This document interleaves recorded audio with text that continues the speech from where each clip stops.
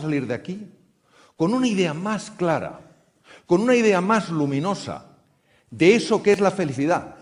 No un destino, no un lugar al que ir, sino una forma de vivir, un camino que recorrer, una forma de ser y de estar en el mundo. Pero dado que el ser humano es un ser que tiene tantos planos que no se pueden separar, pero sí distinguir, es importante recordar el peso del lenguaje. Ya lo dijo el gran filósofo austriaco Ludwig Wittgenstein: los límites de mi lenguaje son los límites de mi mundo. Eso quiere decir que tenemos que diferenciar, porque cuando tú diferencias y tú distingues, tú ves con más claridad. Y no podemos hablar y confundir dos términos que son diferentes en su naturaleza. Una cosa es el bienestar subjetivo, o sea, aquello que colma los sentidos. Yo veo algo bonito y colma mi vista, me tomo una comida rica y colma mi gusto. Pero la felicidad no es lo que colma los sentidos, es lo que colma el corazón. ¿Están conectados? Seguro que sí. También son diferentes. Y por eso nosotros vamos a abordar aquí no el concepto de bienestar subjetivo, sino un concepto mucho más desafiante: el de la felicidad. ¿Qué es? ¿Qué podría ser para cada uno de nosotros? ¿Cómo se experimenta? ¿Cómo puede uno ponerse en una situación adecuada para que ese misterio, en caso de que lo fuera, se desvelara?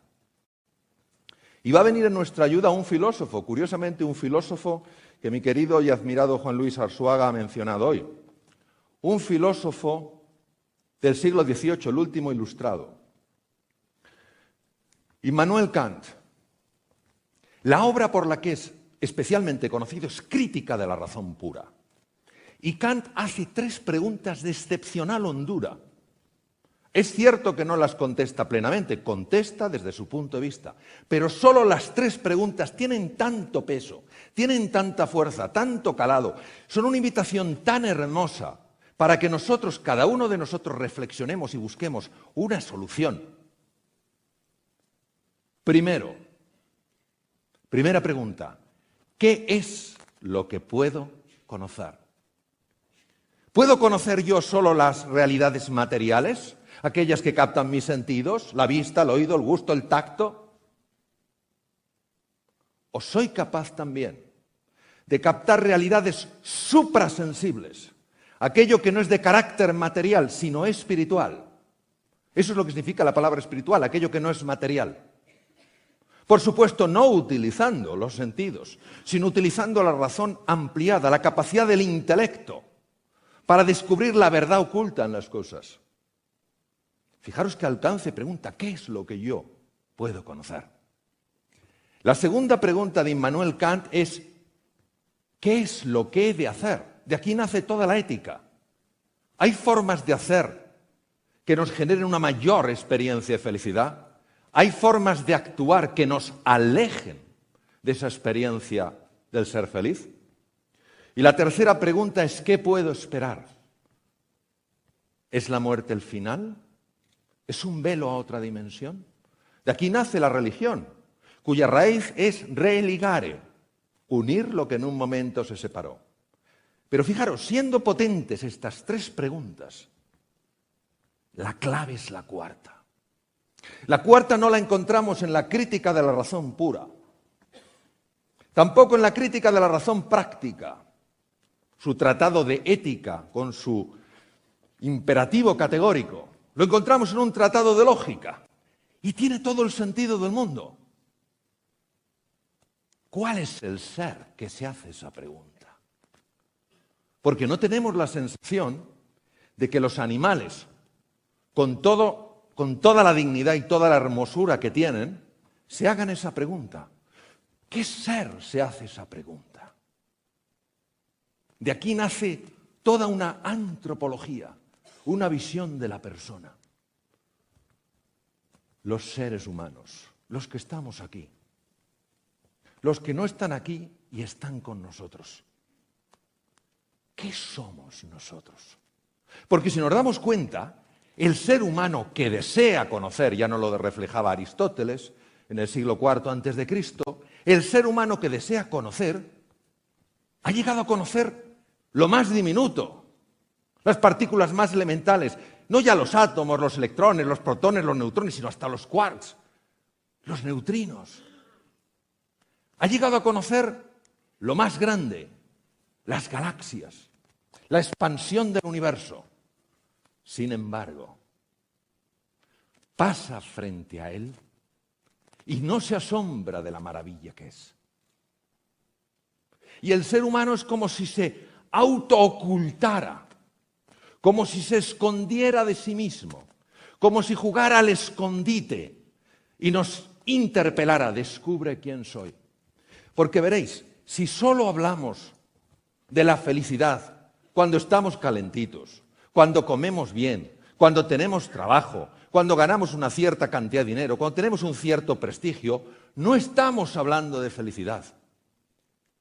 Hay que entender la felicidad cuando el bienestar subjetivo desaparece.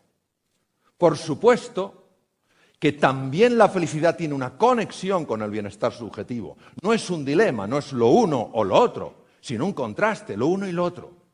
Hay que entender la felicidad cuando aparecen los tres grandes oponentes del ser humano. El mal, tanto el mal físico como privación de un bien necesario. La ceguera es un mal físico porque es la privación de la visión, como el mal moral, la injusticia, la violencia, el daño de esas personas que son tus hermanos, en presencia de la muerte y en presencia del sufrimiento.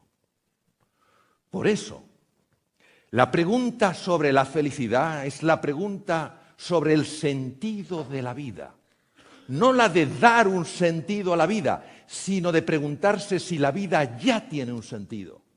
Y si nosotros podemos mirar al mal, podemos mirar a la muerte y podemos mirar al sufrimiento sin salir corriendo. Y si hay en el mal, y si hay en la muerte, y si hay en el sufrimiento, más que amar en la vida que temer. Y si merece la pena vivir a pesar de que la vida, muchas veces, para muchas personas, es un verdadero drama existencial. Y por eso os voy a contar una pequeña historia, porque esta sencilla historia ilustra muchísimo sobre la grandeza que el ser humano puede aflorar en presencia de estos tres grandes oponentes. Porque veréis, solo hay un antídoto para el miedo, y es el amor. El amor a un proyecto, el amor a una idea, el amor a un recuerdo. Qué maravillosas las palabras de Gabriel Marcel. Decir a alguien que le amas es decirle, tú, para mí, jamás morirás. Ese es el antídoto del miedo. Y os voy a contar una historia para que veamos que la felicidad está tan cerca y a la vez tan lejos. Había dos enfermos que habían sido ingresados en la misma habitación.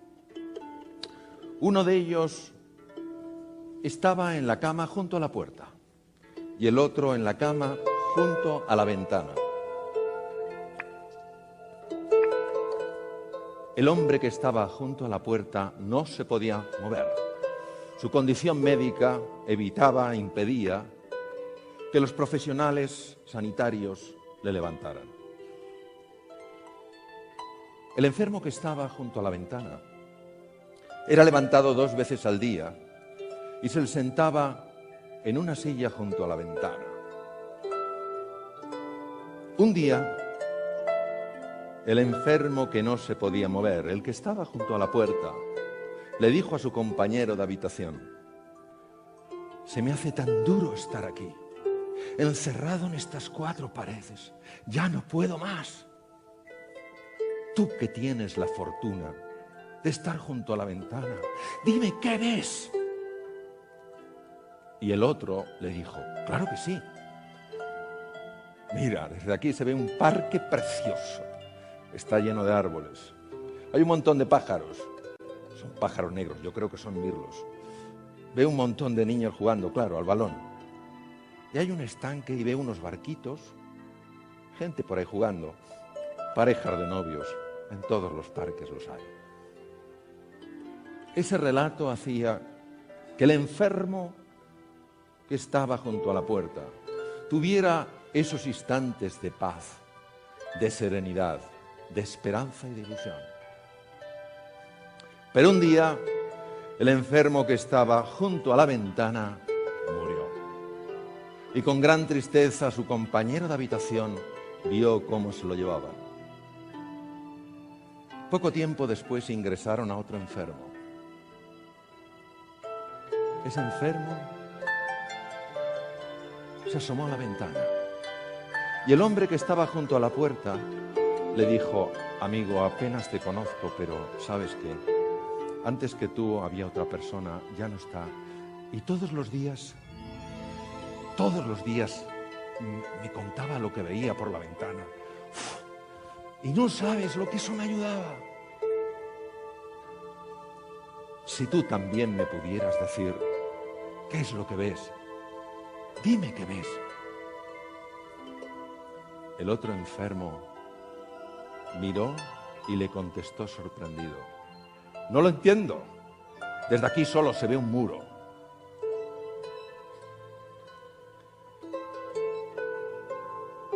Quiero que seamos conscientes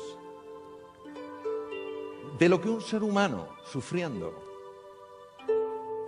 en un momento de enorme dificultad hizo por otro ser humano. Algo que parece pequeño e intrascendente, una minucia. Ni siquiera el otro enfermo fue capaz de entender su valor, pero no obstante tuvo un impacto tremendo en la vida de ese otro ser humano. ¿Qué enseñanza más profunda? A lo mejor el sentido de la vida tiene que ver con esto, con plantar estas semillas de esperanza, estas semillas de ilusión, de confianza o de consuelo. Yo sé, todos sabemos, que nuestra naturaleza biológica precisa de una emoción que es el miedo. Sin esta emoción que es el miedo no hubiéramos podido sobrevivir. Nos hace ser cautelosos, estar más alerta, pero tiene que estar en la dosis adecuada. Más allá ya no es miedo, es pánico. Y hay otra emoción que no está anclada solo a nuestra biología. Por supuesto que necesita de nuestra biología, por supuesto que necesita de nuestras neuronas, por supuesto que necesita de nuestros neurotransmisores. Pero está a otro nivel. Es el amor. El amor sencillamente como agradecimiento. Lo decías antes, Alejandra, agradecimiento por las cosas de cada día. Agradecimiento porque a lo mejor no vemos, pero seguimos teniendo imaginación. No pueden residir en el mismo corazón el miedo y el agradecimiento, el miedo y la gratitud, porque son incompatibles. Si por la mañana nos fijáramos en todas esas cosas que hay en nuestra vida y que podríamos agradecer en lugar de todo aquello que no nos gusta, experimentaríamos ausencia de miedo ante la vida. La capacidad de perdonar, fácil, claro que no. Pero un corazón resentido es un corazón lleno de ira.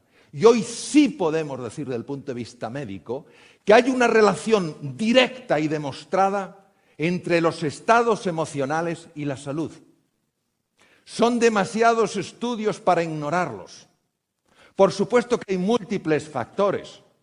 Por supuesto que la persona más positiva del mundo, la persona con más coraje, más ilusión y más apoyo, puede sucumbir ante una enfermedad agresiva. Por supuesto que una persona no hay que forzarla a ser como ella no elige ser. Ahora, sí es importante conocer lo que la ciencia nos dice en esto. Lo que la ciencia nos muestra de la relación entre los estados emocionales asociados a la alegría y al gozo y la salud. Por ejemplo, sabemos que cuando estamos atrapados por la ira o el miedo, se elevan en el cerebro los niveles de dos neurotransmisores, el glutamato y el cortisol. Al subir ambos, empiezan a morir neuronas.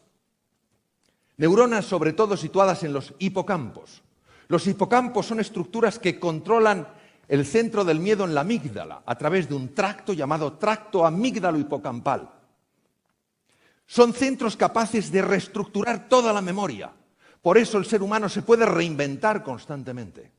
Sin embargo, cuando en nuestro interior existe alegría y existe gozo, no solo no se elevan los niveles de glutamato y cortisol, sino que se eleva un neurotransmisor radicalmente distinto, la dopamina. La dopamina, que está en el haz mesolímbico, uno de los circuitos más importantes de recompensa del cerebro, hace que sintamos gratitud, que sintamos plenitud, que sintamos alegría. Y además es una hormona clave en la confianza. Por eso el amor te ayuda a ser valiente. Vosotros y vosotras haríais por amor lo que no haríais nunca por dinero. Dentro de cada uno de vosotros y de cada vosotras hay un héroe, una heroína dormidos. Lo que pasa es que para que despierte hace falta el estímulo adecuado. Y ese estímulo solo es el amor. El amor a un sueño, a un ideal, a una persona. Además sabemos que esas personas que dedican parte del tiempo a reflexionar sobre el amor, a reflexionar sobre la compasión, y mañana tendremos la increíble fortuna de tener a Mathieu Ricard, una de los seres humanos que más ha contribuido a que estos estudios existan. Se ha visto que se activa especialmente la zona prefrontal izquierda, justo detrás de la frente y encima de la órbita izquierda. Esta zona de las emociones positivas activa el sistema parasimpático, cuyos efectos en la salud ya veremos después. Aquí tenemos, por ejemplo, una resonancia magnética, funcional magnética, y observaréis cómo, mientras meditas una meditación sobre la compasión, conectar con el sufrimiento de otro ser humano, lo que hacía el enfermo que estaba junto a la ventana, aumenta el riego prefrontal izquierdo. Evidencia clarísima, no solo de que el cerebro está metabolizando de una manera distinta, sino de que se está reinventando, se está transformando. Los estudios con electroencefalografía han demostrado que cuando una persona está embargada por la alegría, por el gozo, por la compasión, ese ritmo trepidante llamado el alto beta, es el ritmo del Homo faber, el ser humano que solo hace, que no para de hacer, en las prisas, ese ritmo se enlentece. E incluso con ojos abiertos, empiezas a entrar en un ritmo alfa que es sumamente beneficioso para la salud y además muy vista su conexión con la creatividad.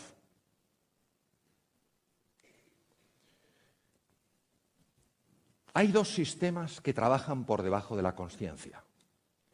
En su conjunto se denominan sistema nervioso vegetativo o autonómico y tiene dos brazos, dos ramas. El sistema nervioso simpático y el sistema nervioso parasimpático. Nunca actúan de manera aislada, siempre actúan intentando equilibrarse.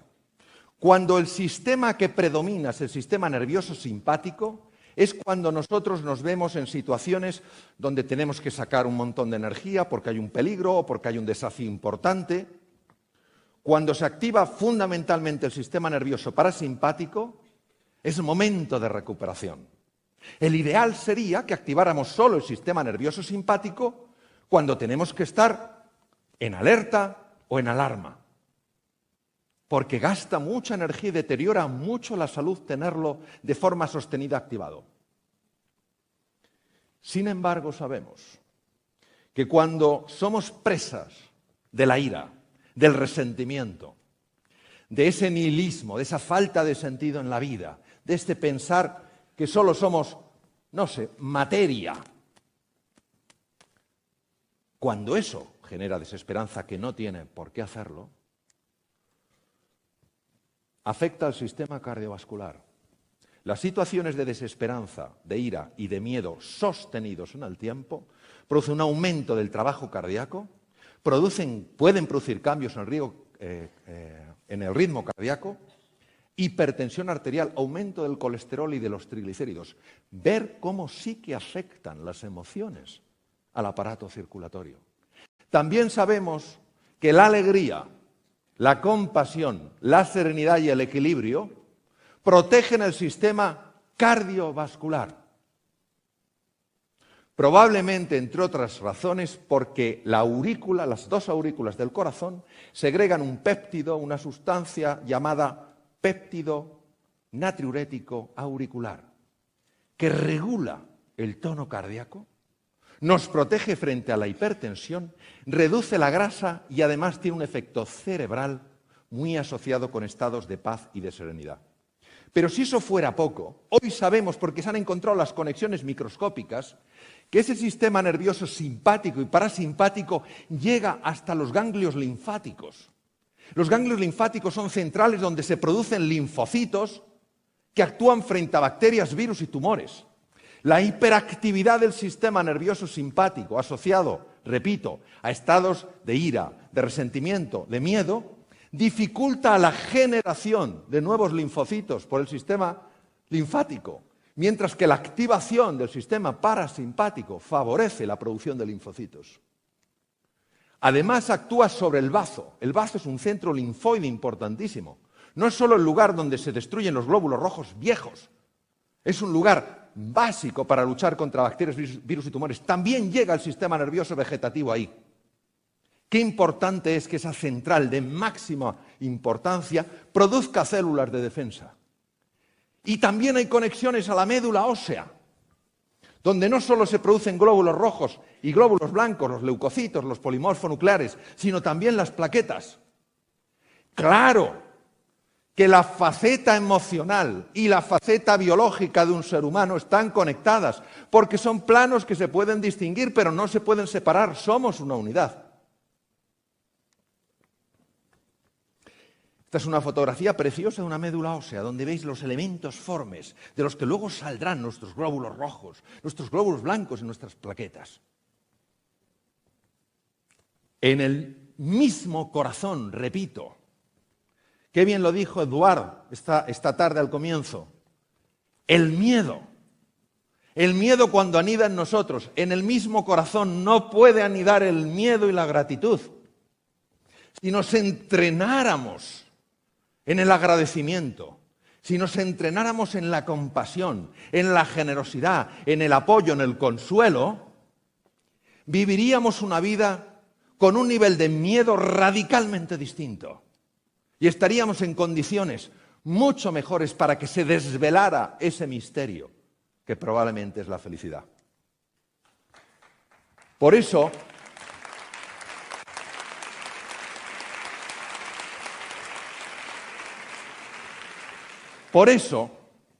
al final, Jean-Paul Sartre, existencialista francés, premio Nobel, ya hemos escuchado un comentario dentro de muchos comentarios que él hizo y que no le merecieron gran afecto, no porque potenciara la individualidad, sino el individualismo.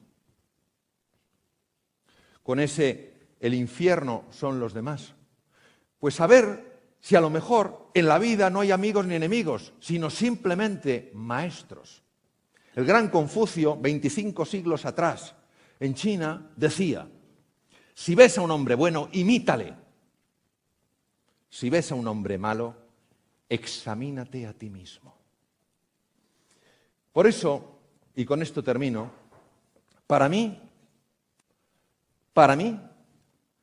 el sentido de la vida, la base de la felicidad, es plantar semillas de esperanza, de ilusión, de confianza, de entusiasmo, de inspiración, aunque a lo mejor yo no las vea florecer. Y aceptando que en esas semillas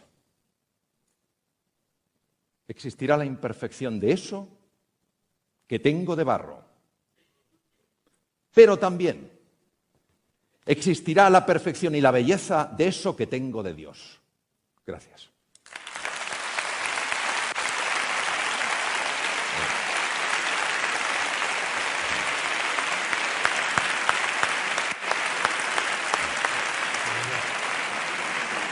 Fantástico.